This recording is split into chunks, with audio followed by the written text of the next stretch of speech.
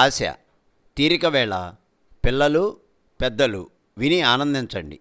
వీడియోని లైక్ చేయండి, సబ్స్క్రైబ్ చేయండి, షేర్ చేయండి.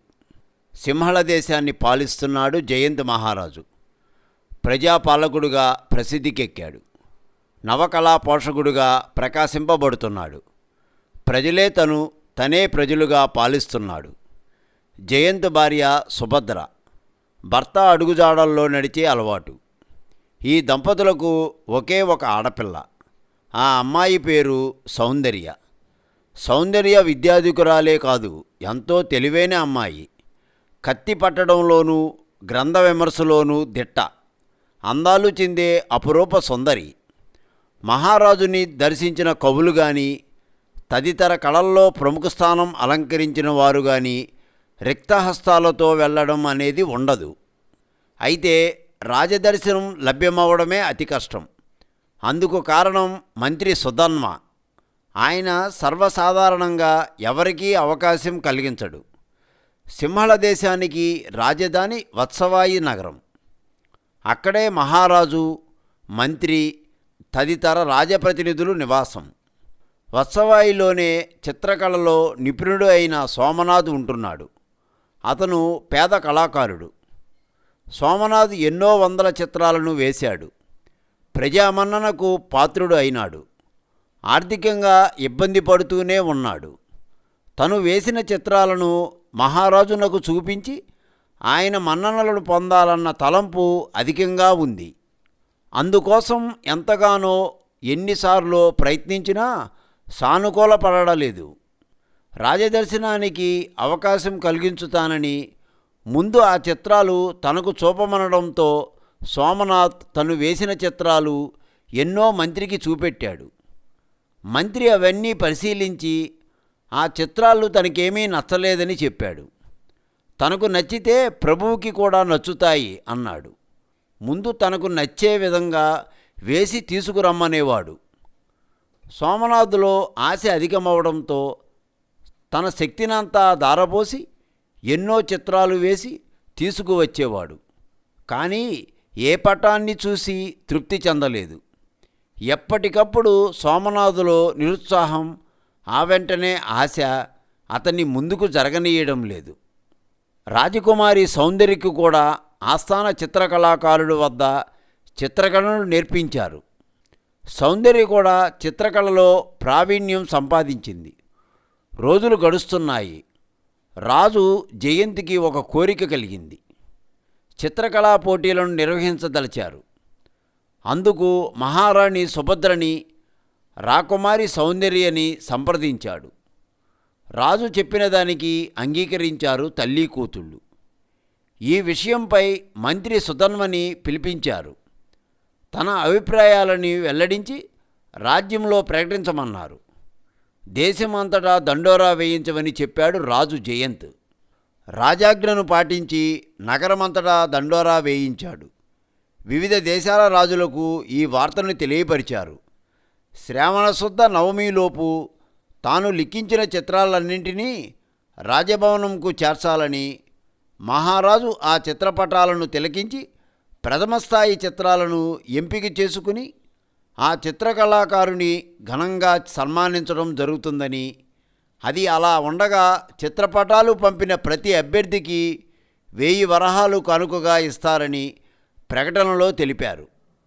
అంతేకాదు, అభ్యర్థులు తమ చిరునామాను కూడా రాజప్రతినిధి వద్ద వ్రాయమని ఆ ప్రకటనలో పేర్కొనబడింది. చిత్రపటాలు అందుకొని తన ఎదుట పెట్టేందుకు గాను ప్రత్యేకంగా ఒక ప్రతినిధిని ఏర్పాటు చేశాడు మంత్రి. ఈ చిత్రకారులలో సోమనాథ్ కూడా పాల్గొన్నాడు. ప్రకటన నాటికి 10 దినాలే గడువు ఉంది. ఈలోగా సోమనాథ్ మరో చిత్రం లిఖించి అది మంత్రికి చూపించి రాజదర్శనానికి అవకాశం కలిగించుకోవాలనుకున్నాడు. అందుకని ఒక చిత్రాన్ని ఎంతో కష్టపడి వేశాడు. దాన్ని తీసుకుని బయలుదేరుతుండగా ప్రకటన విడుదల జరిగింది. మంత్రి ఎలాగూ తృప్తిపడడని ఊహించాడు. మంత్రిని కలిసేందుకు ఏర్పాటును విరమించుకున్నాడు సోమనాథ్. తర్వాత తను 2 దినాలు తీవ్రంగా ఆలోచించి శక్తినంతటినీ దారపోసి చిత్రలేఖనం చేశాడు. రాజు ఇచ్చిన గడువులోపుగానే చిత్రం పూర్తయింది. ఆ చిత్రంను తీసుకువచ్చి అందు నిర్ణయించబడిన ప్రతినిధికి అందజేశాడు. అదేవిధంగా ఎందరో చిత్రకళాకారులు తాము వేసిన చిత్రాలను తెచ్చి రాజప్రతినిధికి అందజేశారు. మూడో నాటికే 300 మంది చిత్రకళాకారులు తాము వేసిన చిత్రాలను అందజేశారు.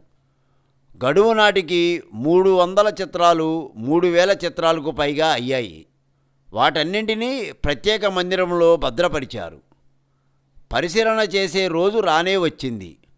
రాజకుటుంబం ప్రత్యేకంగా చిత్రపటాల కోసం ఏర్పరిచిన గదిలో ఆసీనులు అయినారు. ఒక్కొక్క పటమే రాజకుమారి సౌందర్య అందుకుని చూస్తున్నది. అనంతరం ఆ పటం మహారాణి మహారాజా జయంతికి అందిస్తున్నారు. మహారాజు జయంత్ వాటిని శ్రద్ధగా తిలకించి అవతల పడేస్తున్నారు. ప్రక్కనే ఆసీనులు అయి ఉన్నారు మంత్రి. రాజు పడేసిన చిత్రాలు చూసి అవతల పెడుతున్నాడు మంత్రి. మొత్తం చిత్రాలు అన్నీ చూశారు. ఆయనకి ఏ చిత్రమూ నచ్చలేదు. ఆయన కళ్ళు మిగిలిన చిత్రపటాల మీద పడింది. రాజకుమారికి ఆ పటాలు చూపించారు. ఆమె అందుకొని తిలకించి తల్లికిచ్చింది. ఆమె చూచి రాజుకు ఇచ్చింది. బలి, ఈ చిత్రం నాకు బాగా నచ్చింది అన్నాడు. ఆ పటంను మంత్రి అందుకొని చూశాడు. అది సోమనాథ్ వేసిన చిత్రం. ఆ పటం మంత్రికి ఏమాత్రం నచ్చలేదు. మహారాజా, మీ అభిప్రాయానికి విరుద్ధంగా మాట్లాడుతున్నానని క్షమించండి అని అన్నాడు. ఏమిటది? రాజు అన్నాడు. మీ ప్రతిరూపం, క్రింద బోర్లించిన గోళ్ళ గంప, గంప మీద కోడిపుంజు, అవతలగా ఉన్న గోడ పొడవునా కాకులు. మిమ్మల్ని కోడిపుంజుకి పైన, కాకులకు క్రింద చిత్రించడం అవివేకం, అతి తెలివి, అవమానం. దీన్ని మీరు బాగుందని మెచ్చుకొన్నారు మహారాజా. మరోసారి తిలకించండి అన్నాడు మంత్రి. రాజు ఆ పటాన్ని అందుకొని మళ్ళీ చూశాడు. ఇందులో ఉన్న భావం మీకు తెలియదు. ఏమిటి నాన్నగారు ఆ భావం? అడిగింది రాజకుమారి. చిత్రం మధ్యలో నేను, పైన కాకులు, క్రింద కోళ్ళ గంప, దానిమీద కోడి. ఆగి అందర్నీ చూశాడు. అందరూ మొహాలు చూసుకున్నారు అర్థం అవనట్లు.